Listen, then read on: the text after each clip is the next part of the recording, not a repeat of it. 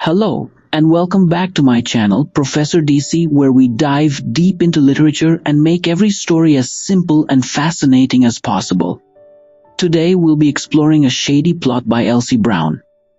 This story is full of humor, suspense, and a touch of the supernatural, so go get ready to enjoy a ghostly tale that will leave you inspired and entertained. By the end of this video, you'll have a complete understanding of the story, the characters, and its themes, without needing to refer to any other material. Let's jump right into it. First, I'll give you a quick summary. If you're preparing at the last minute, that will help. And if you have time and wish to stay back for a deep dive, I will explain this story line by line. Cherry on the cake. The meaning of the difficult words are included. You may want to keep your notepad and pen handy to jot it down. Alright, here's a quick summary of the story.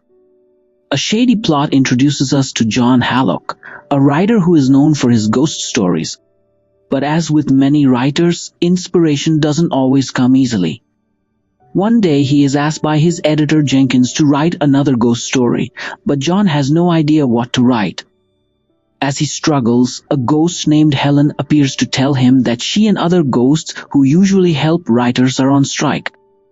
The reason: too many people are overusing Ouija boards to contact them, and they're tired.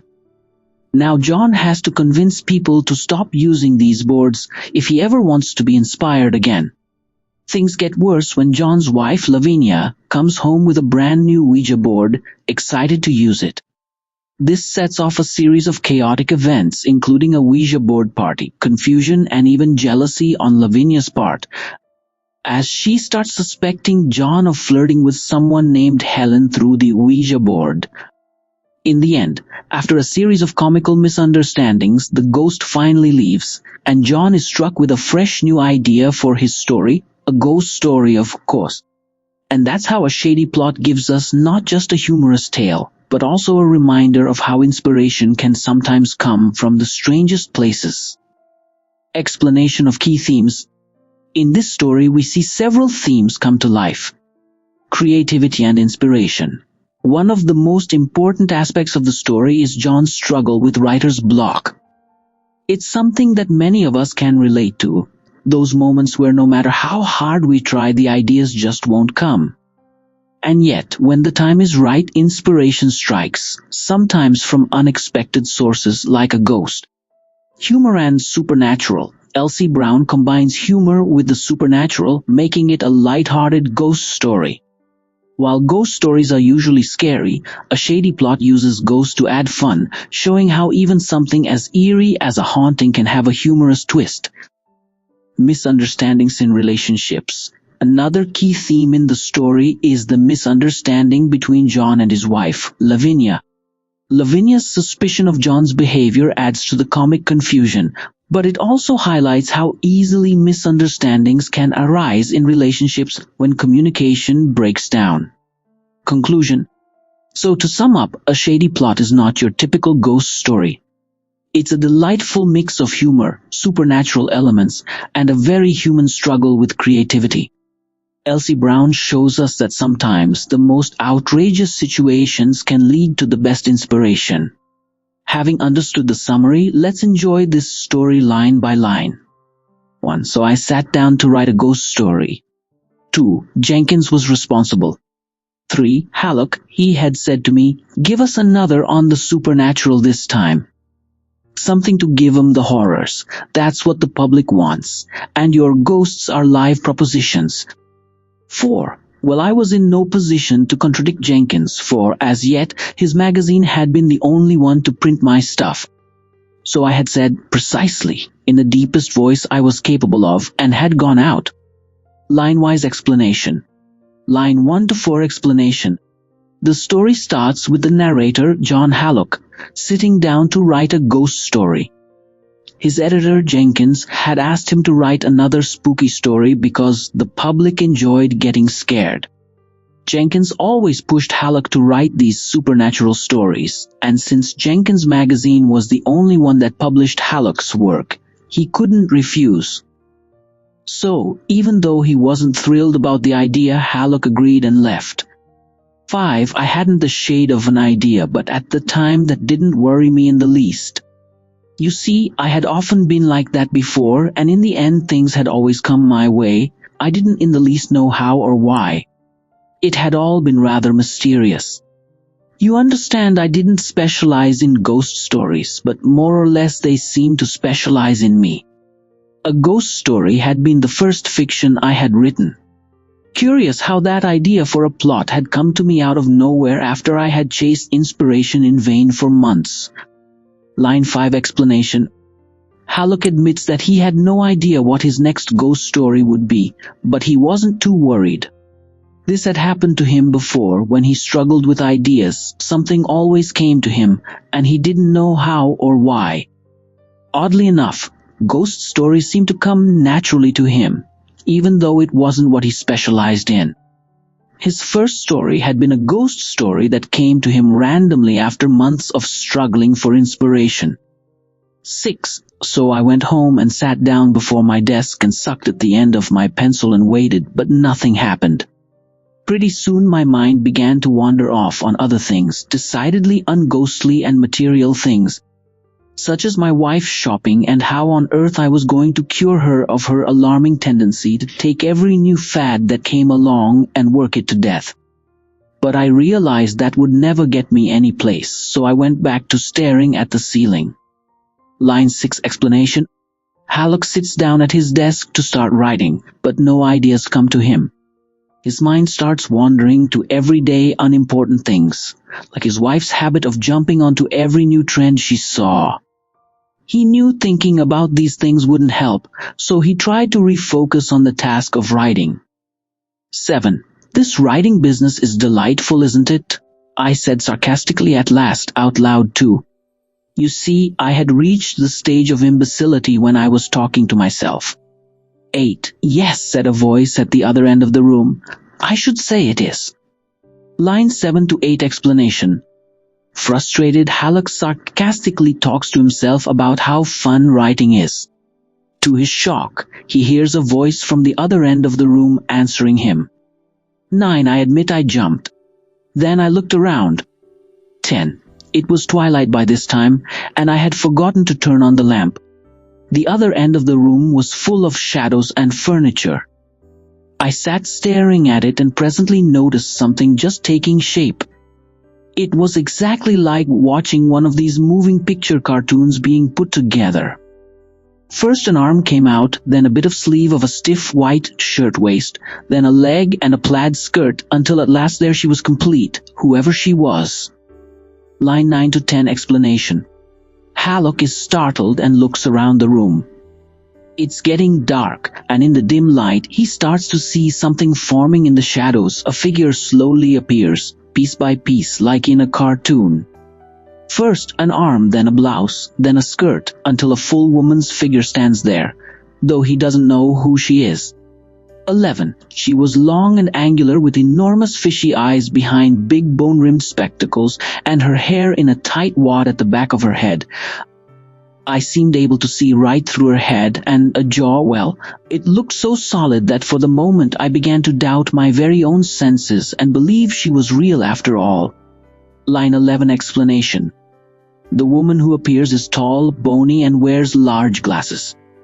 Her hair is tightly pulled back, and Halleck could see through her head.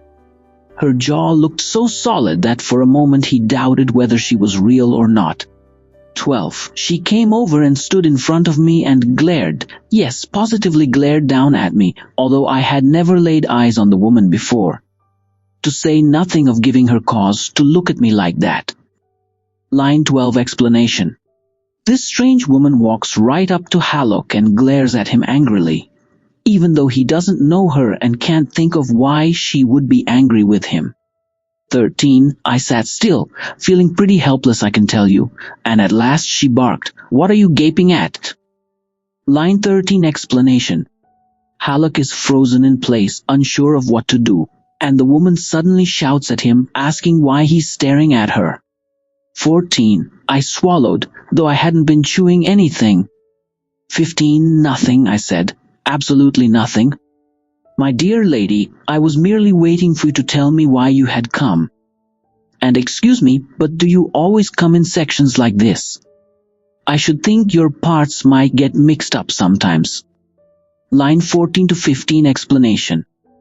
Nervously, Haluk tries to answer her, saying he wasn't staring at anything in particular and politely asks why she's here.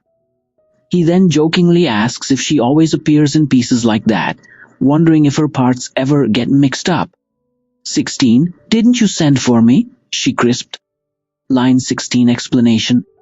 The woman responds sharply, asking if Haluk didn't call for her. 17. Imagine how I felt at that. 18. Why no, I don't seem to remember. Line 17 to 18 explanation. Haluk is confused and startled by her question, replying that he doesn't remember calling for her. 19. Look here. Haven't you been calling on heaven and earth all afternoon to help you write a story? 20. I nodded, and then a possible explanation occurred to me and my spine got cold. Suppose this was the ghost of a stenographer applying for a job.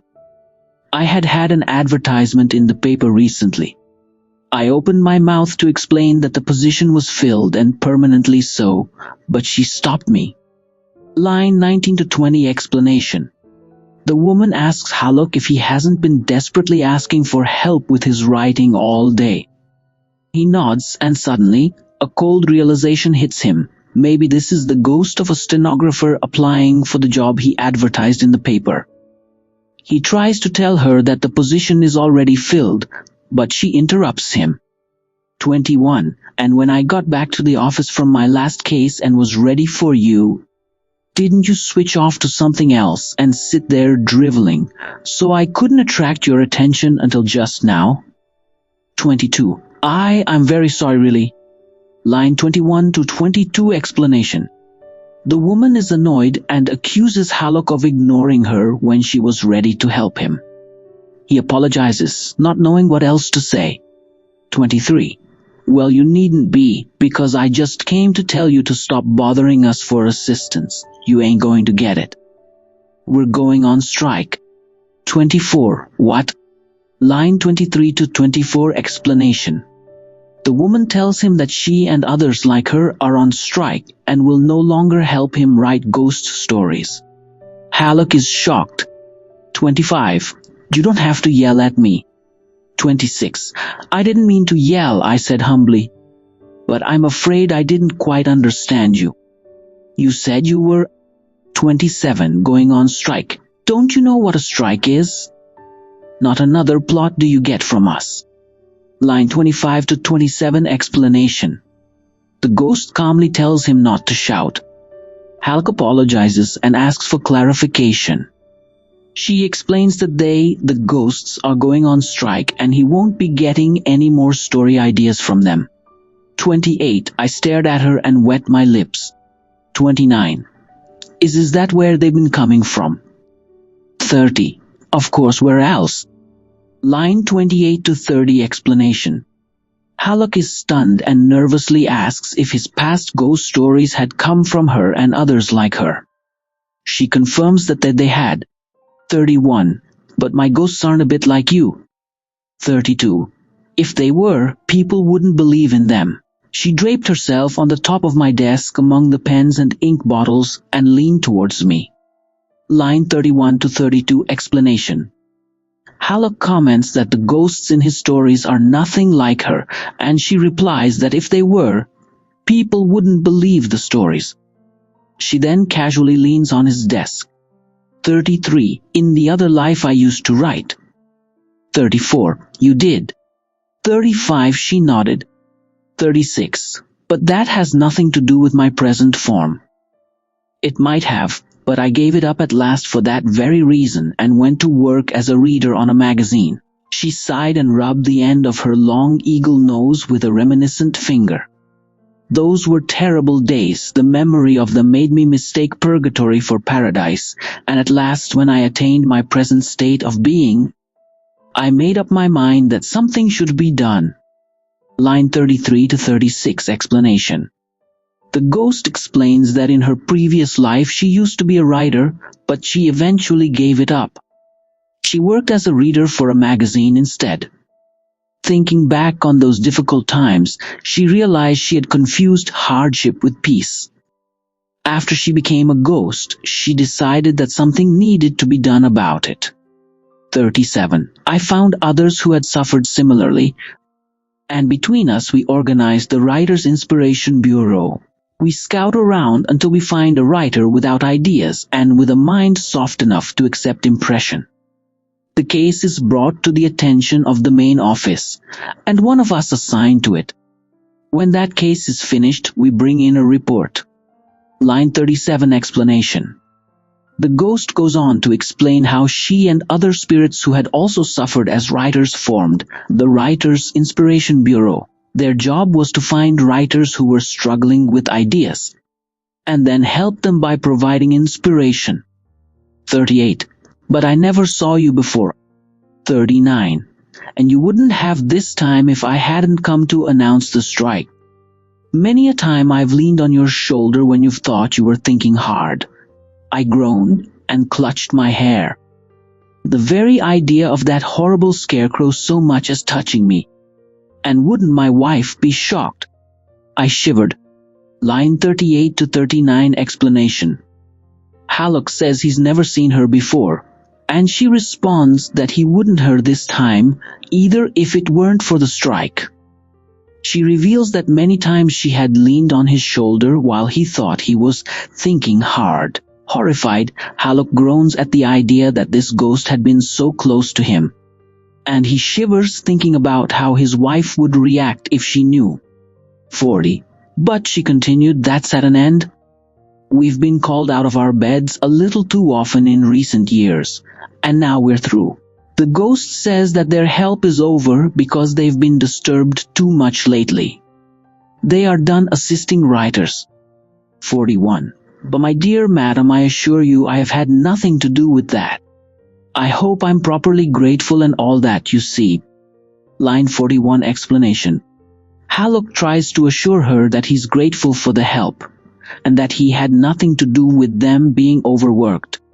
42. Oh, it isn't you, she explained patronizingly.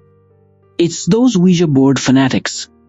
There was a time when we had nothing much to occupy us and used to haunt a little on the side, purely for amusement, but not anymore. We've had to give up haunting almost entirely. We sit at a desk and answer questions now. And such questions. She shook her head hopelessly, and taking off her glasses wiped them, and put them back on her nose again. Line 42 explanation. The ghost explains that the real problem isn't Hallock, but people who constantly use Ouija boards. There was a time when ghosts would haunt for fun, but now they're so busy answering questions through Ouija boards that they've had to give up haunting entirely. 43. But what have I got to do with this? 44. She gave me a pitying look and rose. 45. You're to exert your influence. Get all your friends and acquaintances to stop using the Ouija board, and then we'll start helping you to write. Line 43 to 45 explanation. Hallock is confused and asks what all of this has to do with him. The ghost stands up and tells him that he must use his influence to convince people to stop using Ouija boards. If he does that, they will help him write again. 46. But 47. There was a footstep outside my door. 48. John, oh John, called the voice of my wife. Line 46 to 48 explanation. Before Hallock can respond, they hear his wife approaching from outside the room, calling for him. 49. I waved my arms at the ghost with something of the motion of a beginner when learning to swim. 50. Madam, I must ask you to leave and at once. Consider the impression if you were seen here. Line 49 to 50 explanation. Hallock frantically waves his arms at the ghost, trying to make her disappear before his wife sees her. He asks her to leave immediately, reminding her how bad it would look if she were seen. 51. The ghost nodded and began very sensibly, I thought, to demobilize and evaporate. First, the brogans on her feet grew misty until I could see the floor through them. Then the affection spread to her knees and gradually extended upward. By this time my wife was opening the door. Line 51 explanation. The ghost begins to disappear, starting from her feet, just as Hallock's wife opens the door to the room. 52. Don't forget the strike, she repeated, while her lower jaw began to disintegrate. And as my Lavinia crossed the room to me, the last vestige of her ear faded into space. 53. John, why in the world are you sitting in the dark?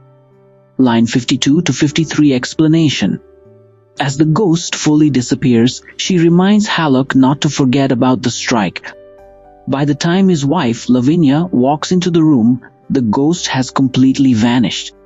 Lavinia is puzzled and asks why he is sitting in the dark. 54. Just thinking, my dear. 55. Thinking rubbish. You were talking out loud. Line 54 to 55 explanation.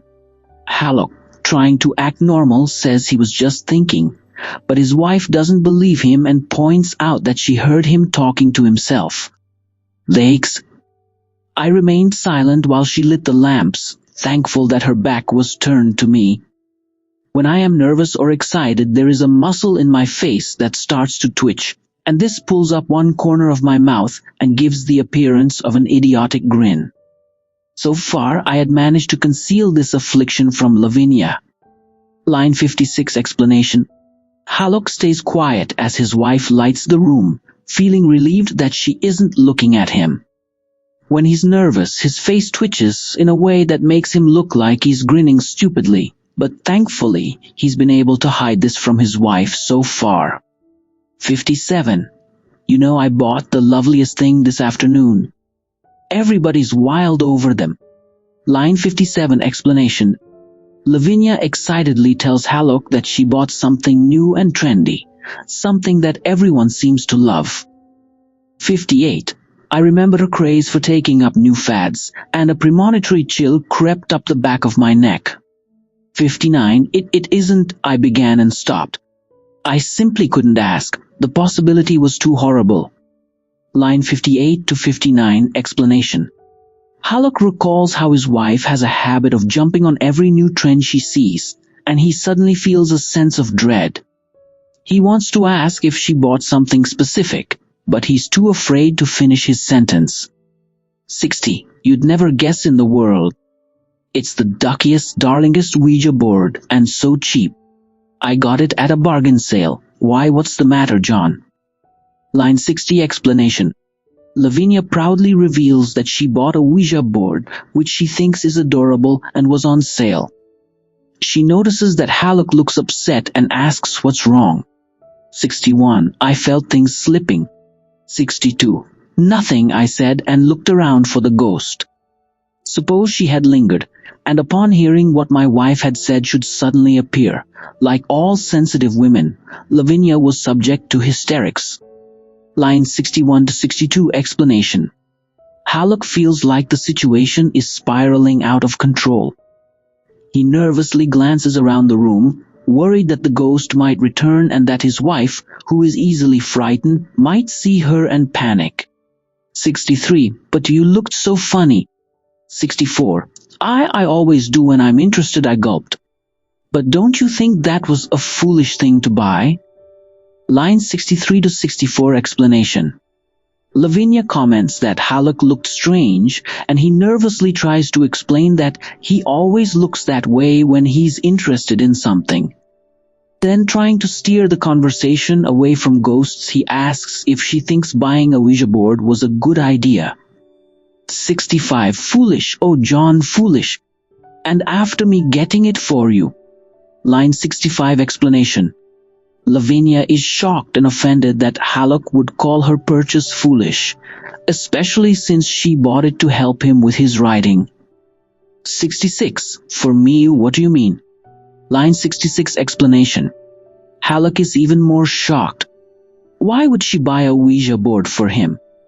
67. And to help you write your stories. Why, for instance, suppose you wanted to write a historical novel. You wouldn't have to wear your eyes out over those musty old books in the public library. All you'd have to do would be to get out your Ouija and talk to Napoleon or William the Conqueror or Helen of Troy. Well, Maybe not Helen, anyhow you'd have all the local color you'd need, and without a speck of trouble. And think how easy writing your short stories will be now. Line 67 explanation. Lavinia explains that she bought the Ouija board to help him with his writing. She says that instead of doing difficult research, he could simply use the board to contact famous historical figures like Napoleon or William the Conqueror for inspiration. 68. But Lavinia, you surely don't believe in Ouija boards. Line 68 explanation. Hallock, trying to stay calm, asks his wife if she actually believes in Ouija boards. 69. I don't know, John, they are awfully thrilling. Line 69 explanation. Lavinia admits she isn't sure if she believes in them, but she finds them very exciting. 70. She had seated herself on the arm of my chair and was looking dreamily across the room. I started and turned around. There was nothing there, and I sank back with relief. So far so good. Line 70 explanation. Lavinia sits on the arm of Hallock's chair, lost in thought. Hallock nervously looks around to make sure the ghost hasn't reappeared, and feels relieved when he sees that the coast is clear. 71. Oh, certainly they're thrilling, all right. That's just it. They're a darn sight too thrilling. They're positively devilish. Now, Lavinia, you have plenty of sense, and I want you to get rid of that thing just as soon as you can. Take it back and get something else. Line 71 explanation. Hallock agrees that Ouija boards can be exciting, but warns that they're dangerous and devilish. He urges Lavinia to return it and get rid of it as soon as possible. 72. My wife crossed her knees and stared at me through narrowed lids. 73. John Hallock, she said distinctly. I don't propose to do anything of the kind. In the first place, they won't exchange things bought at a bargain sale. And in the second, if you aren't interested in the other world, I am. So there. And she slid down and walked from the room before I could think of a single thing to say. She walked very huffily. Line 72 to 73 explanation. Lavinia squints at Hallock, suspecting that he's hiding something. She refuses to return the Ouija board, saying that it can't be exchanged since it was bought at a bargain sale, and adds that even if Hallock isn't interested in the supernatural, she is. Then she angrily leaves the room before Hallock can respond. 74. Well, it was like that all the rest of the evening. Just as soon as I mentioned Ouija boards, I felt things begin to cloud up, so I decided to let it go for the present, in the hope that she might be more reasonable later. Line 74 explanation. For the rest of the evening, every time Hallock tries to bring up the Ouija board, the tension grows.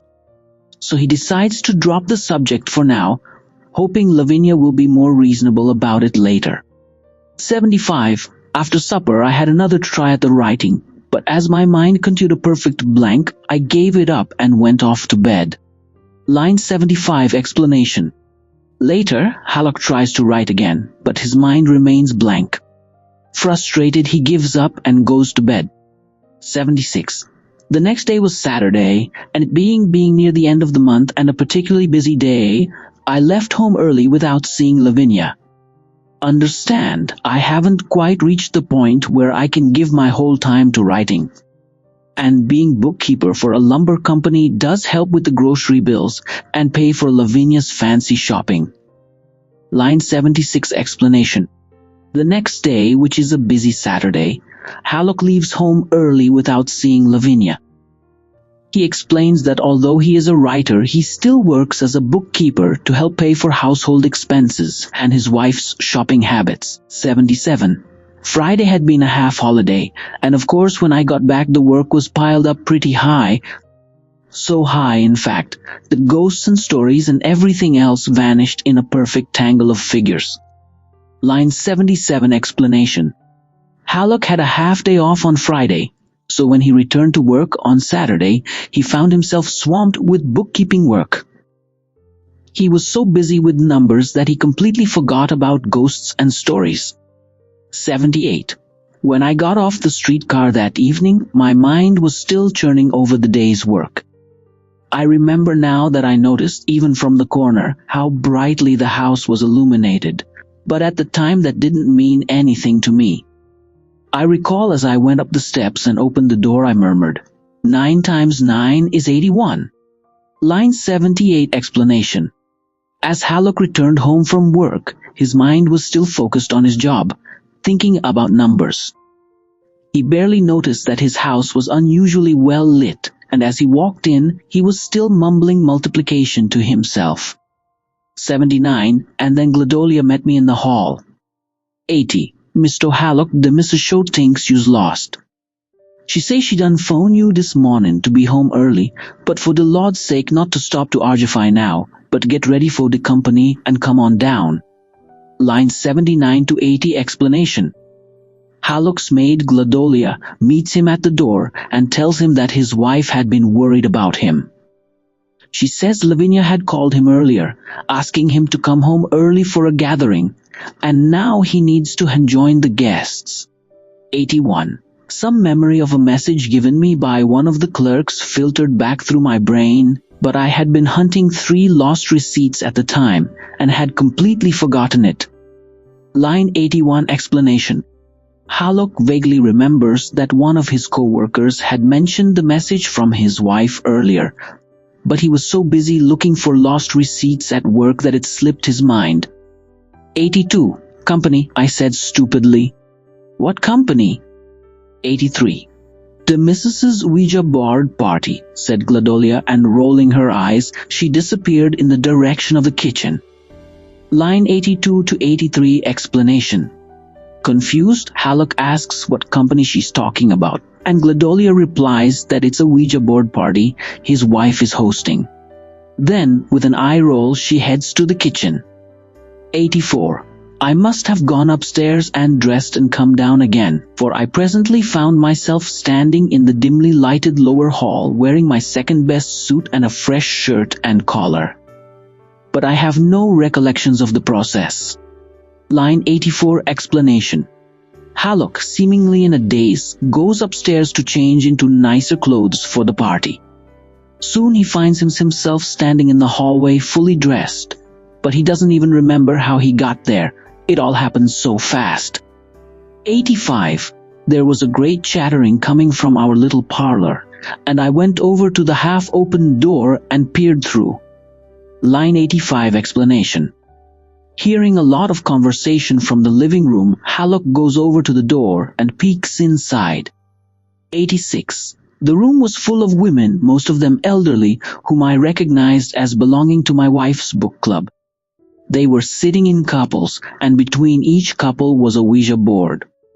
The mournful squeak of the legs of the moving triangular things on which they rested their fingers filled the air and mixed in with the conversation. Line 86 explanation. The room is packed with women, most of them older and part of Lavinia's book club. They are paired up, and each pair has a Ouija board between them. The sound of the moving Ouija boards fills the air, mixed with their chatting. 87. I looked around for the ghost with my heart sunk down to 0. What if Lavinia should see her and go mad before my eyes? And then my wife came and tapped me on the shoulder. Line 87 explanation. Hallock's heart sinks as he anxiously looks around the room for the ghost.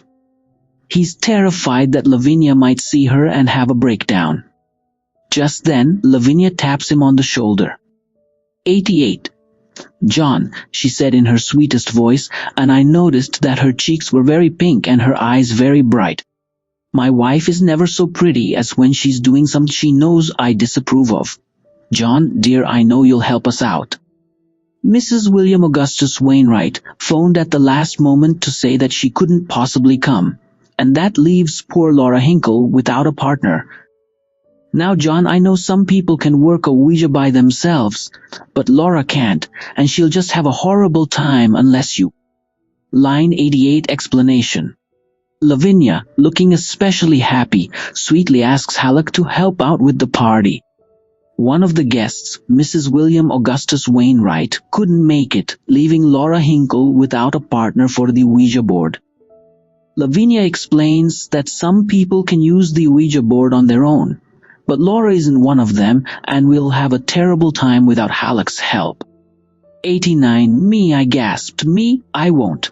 But even as I spoke, she had taken my arm, and the next thing I knew I was sitting with the thing on my knees and Miss Laura Hinkle opposite, grinning in my face like a flirtatious crocodile. Line 89 explanation. Halleck is shocked and tries to protest, but before he knows it, Lavinia has seated him with a Ouija board on his lap and Laura Hinkle sitting opposite him, smiling at him in a way that makes him uncomfortable. 90. I won't, I began.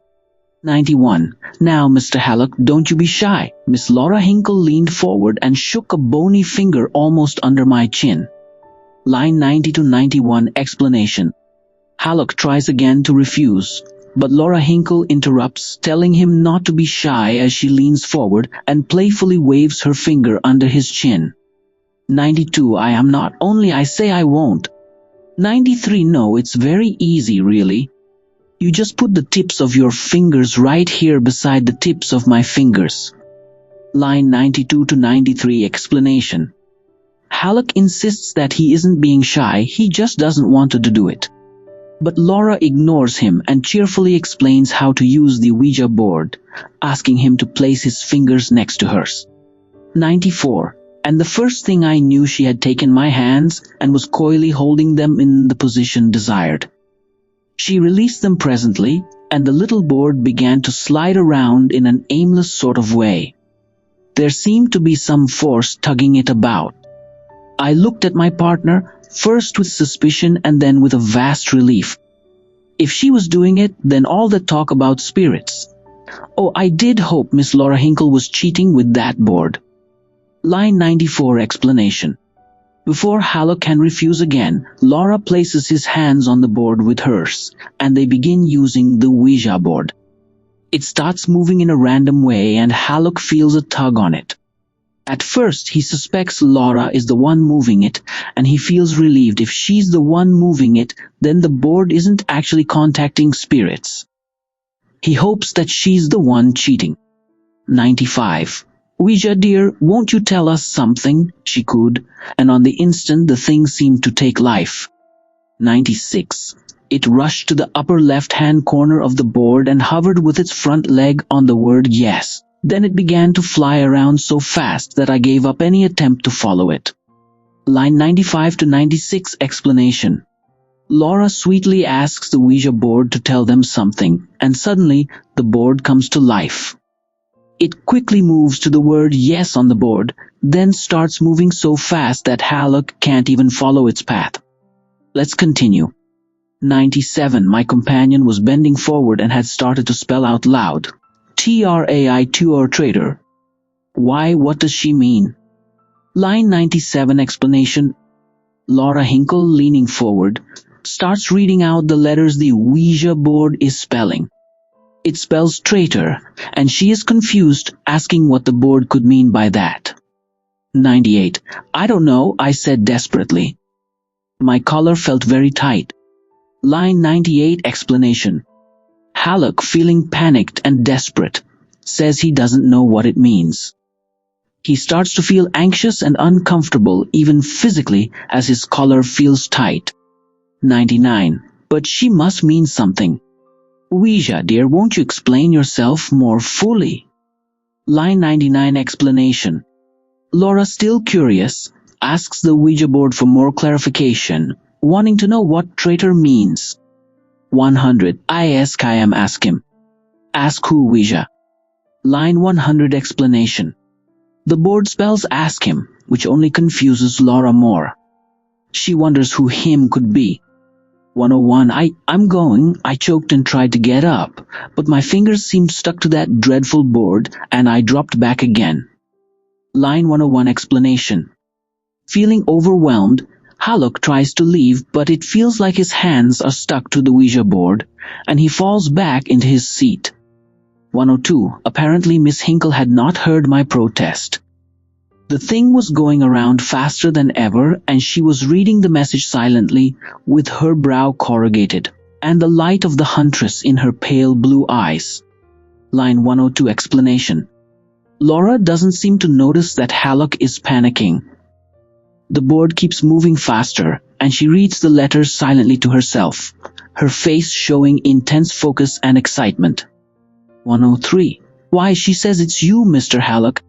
What does she mean? Ouija, won't you tell us who is talking? Line 103 explanation. Suddenly, Laura says that the board is talking about Hallock. She asks the Ouija board to tell them who it is that's communicating with them. 104, I groaned. That inexorable board continued to spell. I always did hate a spelling match.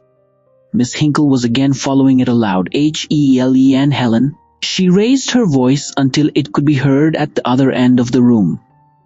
Lavinia, dear, do you know anyone by the name of Helen? Line 104 explanation. Hallock groans in frustration. The Ouija board keeps spelling out words.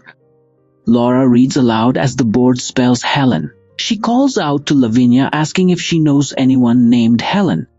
105. By the name of I can't hear you. And my wife made her way over to us between the book club's chairs. Line 105 explanation. Lavinia doesn't catch what Laura said at first, so she walks over to where they're sitting, moving between the chairs. 106. You know the funniest thing has happened, she whispered excitedly.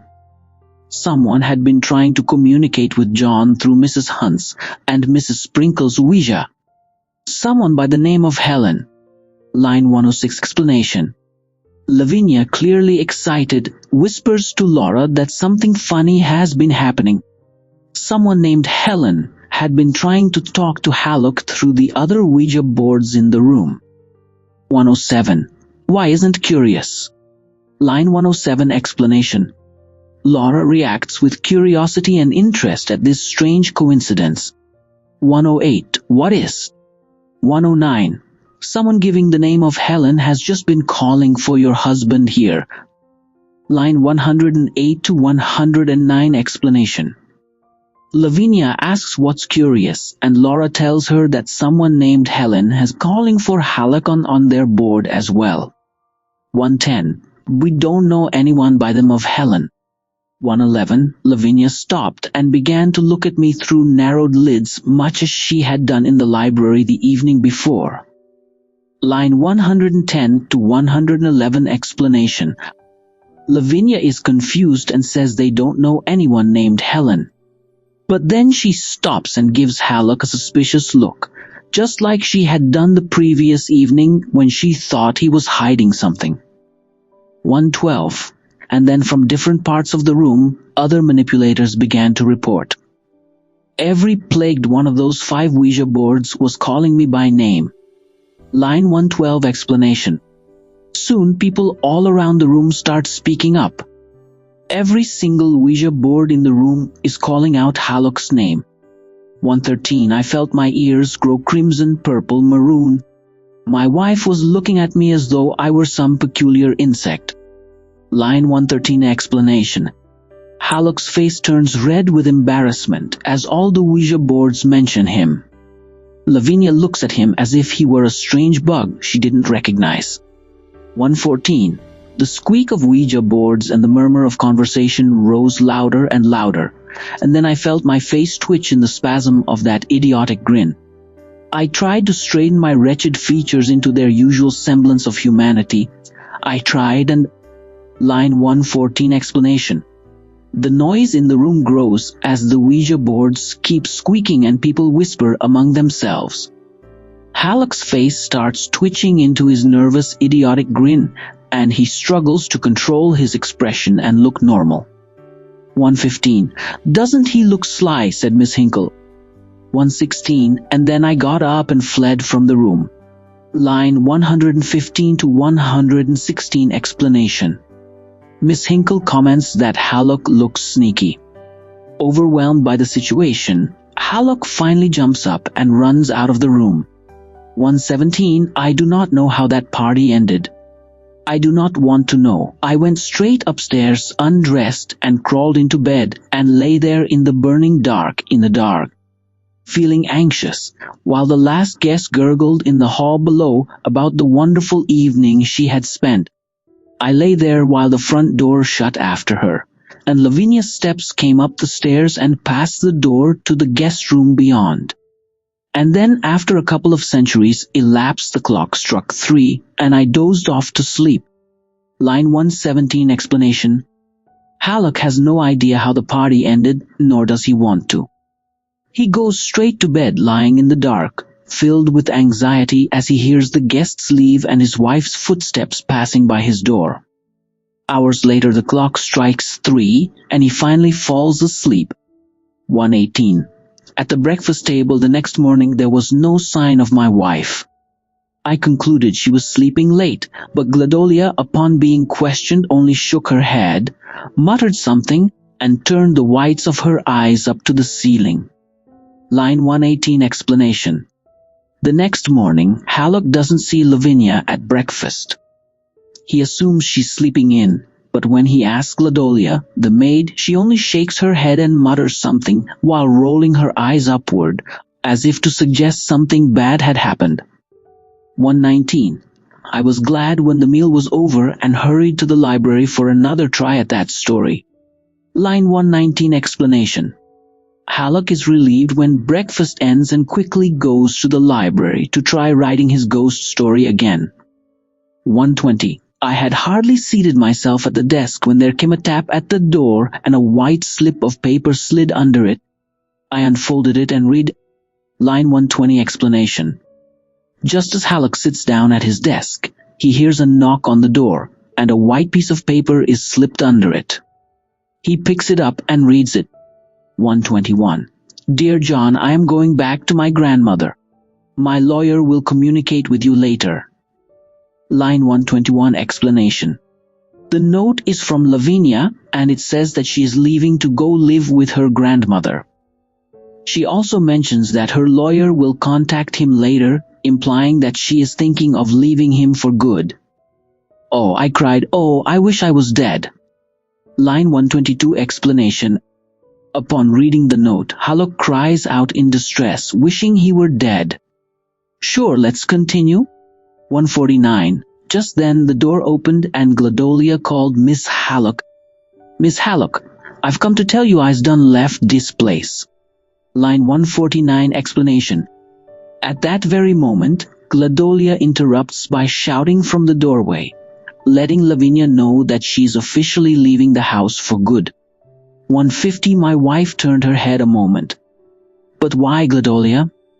Line 150 explanation. Lavinia turns to ask Gladolia why she's leaving. 151. I ain't staying round no place long with dem Ouija board contraptions. I's scared of hoodoos, I's done gone I is. Line 151 explanation. Gladolia explains that she refuses to stay in a house with Ouija boards, which she refers to as hoodoos. She says she's scared and is leaving. 152. Is that all you've got to complain about? Lavinia inquired. Line 152 explanation. Lavinia dismissively asks if that's the only complaint Gladolia has. 153. Yes, ma'am. Line 153 explanation. Gladolia confirms that her only issue is with the Ouija boards. 154. All right then, go back to the kitchen. You can use the board for kindling wood. Line 154 explanation. Lavinia calmly tells Gladolia to go back to the kitchen and use the Ouija board as kindling for the fire, implying that she no longer cares about the board. 155. Who me touch dat ting? No, I never. Line 155 explanation. Gladolia, horrified at the suggestion, refuses to even touch the Ouija board, let alone use it as kindling. 156. I'll be the one to burn it, I shouted. I'll be glad to burn it. Line 156 explanation. Halleck jumps in, loudly volunteering to burn the Ouija board himself, relieved that this might solve the problem. 157. Gladolia's heavy steps moved off kitchenward. Line 157 explanation. Gladolia leaves, heading back toward the kitchen. 158. Then my Lavinia turned waspishly to me again. John, there's not a bit of use trying to deceive me. What is it you are trying to conceal from me? Line 158 explanation. Lavinia, still angry and suspicious, demands that Hallock tell her what he's hiding. 159. Who, me? Oh no, I lied elaborately, looking around to see if that dratted ghost was concealed enough. She was so big and I'm rather a smallish man. But that was a bad move on my part. Line 159 explanation. Hallock tries to lie, pretending he isn't hiding anything, but he nervously glances around to make sure the ghost is still hidden. He realizes that this was a mistake, as it only makes Lavinia more suspicious. 160 John, Lavinia demanded like a ward boss, you are hiding somebody in here. Who is it? Line 60 explanation. Lavinia, now absolutely convinced, forcefully accuses Hallock of hiding someone in the room. 161. I only waved denial and gurgled in my throat. She went on. It's bad enough to have you flirt over the Ouija board with that hussy. Line 161 explanation. Hallock, too flustered to respond properly, just shakes his head and makes a gurgling sound. Lavinia continues, accusing him of flirting with the woman through the Ouija board. 162. Oh, the affair was quite above board, I assure you, my love, I cried, leaping lithely about to keep her from focusing her gaze behind me. Line 162 explanation. Hallock nervously tries to reassure Lavinia that there was nothing improper going on. He frantically moves around to block her view of where the ghost is hiding. 163. She thrust me back with sudden muscle. I will see who's behind you. Where is that Helen? Line 163 explanation. Lavinia, using unexpected strength, pushes Hallock out of the way, determined to see who's behind him. She demands to know where this Helen is. 164. Me, I'm Helen came from the ghost. Line 164 explanation. At that moment the ghost finally speaks, identifying herself as Helen. 165. Lavinia looked at apparition, that owl-eyed phantom, in plaid skirt and stiff shirtwaist, with hair skewed and no powder on her nose. I threw a protecting husbandly arm about her to catch her when she should faint. But she didn't swoon. A broad, satisfied smile spread over her face. Line 165 explanation. Lavinia sees the ghost, who is wearing a plaid skirt and stiff shirt, with no makeup on her face. Hallock, expecting her to faint, tries to protect her, but to his surprise, Lavinia doesn't faint. Instead, she smiles with satisfaction. 166. I thought you were Helen of Troy, she murmured. Line 166 explanation. Lavinia softly jokes that she thought the ghost was Helen of Troy, a famous figure from Greek mythology. 167. I used to be Helen of Troy, New York, said the ghost. And now I'll be moving along, if you'll excuse me. See you later. Line 167 explanation. The ghost responds humorously, saying she used to be Helen of Troy, but from New York, not ancient Greece. She then politely excuses herself and prepares to leave. 168. With that, she telescoped briskly till we saw only a hand waving farewell. Line 168 explanation. The ghost begins to disappear, shrinking until only her hand remains, waving goodbye.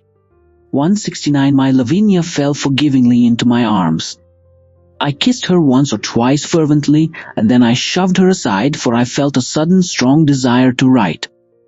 The sheets of paper on my desk spread invitingly before me. Line 169 explanation. Lavinia finally forgives Hallock and falls into his arms. He kisses her, but then quickly pushes her aside because he feels an overwhelming urge to write. His desk with paper spread out seems to call to him. 170. I've got the bulliest plot for a ghost story, I cried. Line 170 explanation. Excited and full of inspiration, Hallock exclaims that he has come up with the best plot for a ghost story. Kesnare. In the story A Shady Plot, John Hallock, a writer, struggles to come up with a ghost story for his editor, Jenkins. A ghost named Helen appears to tell him that the ghosts who inspire writers have gone on strike due to overuse by people using Ouija boards. Helen warns Hallock that he won't get any more help unless people stop using Ouija boards. Hallock's wife, Lavinia, excitedly brings home a Ouija board, causing even more chaos. The story ends with Hallock finding his inspiration again, realizing he now has the perfect ghost story to write. This is the entire breakdown of A Shady Plot. Let me know if you'd like any further changes or additional details. I hope this explanation helped you fully understand and enjoy the story. Remember, if you like this video and want more deep dives into literature, don't forget to subscribe to the channel and hit the bell icon so you never miss an update. Thanks for watching, and I'll see you in the next video where we continue exploring the magic of literature together. Ending note. And before you go, here's a fun question for you. What do you think would happen if ghosts really went on strike? Let me know your thoughts in the comments, and maybe we can brainstorm some ideas for a spooky sequel to A Shady Plot. Until next time, keep reading and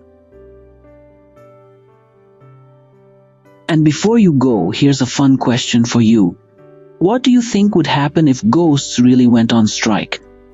Let me know your thoughts in the comments, and maybe we can brainstorm some ideas for a spooky sequel to A Shady Plot. Until next time, keep reading and stay curious. I hope you have a wonderful day ahead.